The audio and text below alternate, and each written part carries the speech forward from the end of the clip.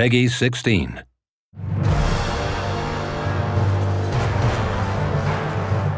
Hello and welcome to Echo Software, the development studio for Warhammer Chaosbane. Today we're going to show you our endgame content and also explain what we have planned for the game after its release. Once the players finish the story mode, they won't have to restart with a new character. They'll obviously have unlocked endgame mechanics, the Collector's Guild, and many other elements that they'll have direct access to with another character.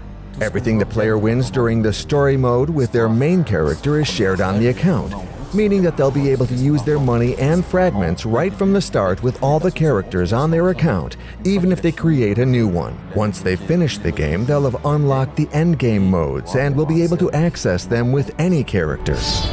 The first endgame mode is Expeditions. It's the best way to have fun with your friends in co-op mode, playing in randomly generated levels.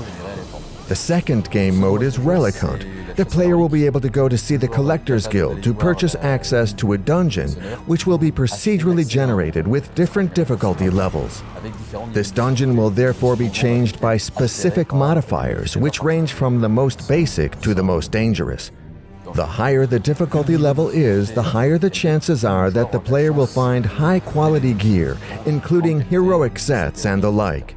When the player completes a heroic set, they'll have access to a very powerful permanent bonus, as well as a much more powerful skill related to the set. The final endgame mode is the Boss Rush, which is a timed mode that lets the player confront bosses that they've already encountered in the story mode. Eventually, we'll add a ranking system so that you'll be able to compare your score to that of your friends and the rest of the community for each of the bosses in the game.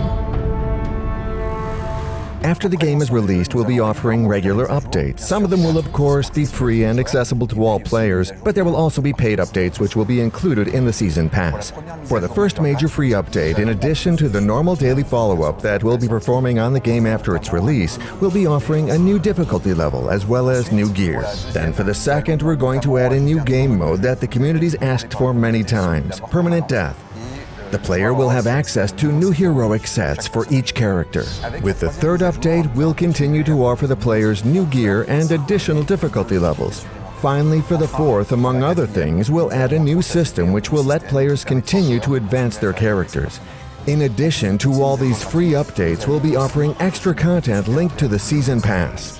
In the first DLC, players will receive new emotes for their characters, as well as a passive skill that increases their chances of finding heroic items. In the second, in addition to a new passive skill, players will also be able to access a new god tree for each character, which will include new active and passive skills. With the third DLC, we'll offer new companions for each of the playable characters. And finally, for the fourth, we'll give players the opportunity to discover an entirely new story with its own unique environments and enemies. I'm happy to inform you that this DLC will be based on a universe that we at Echo Software particularly enjoy, which is the Tomb Kings.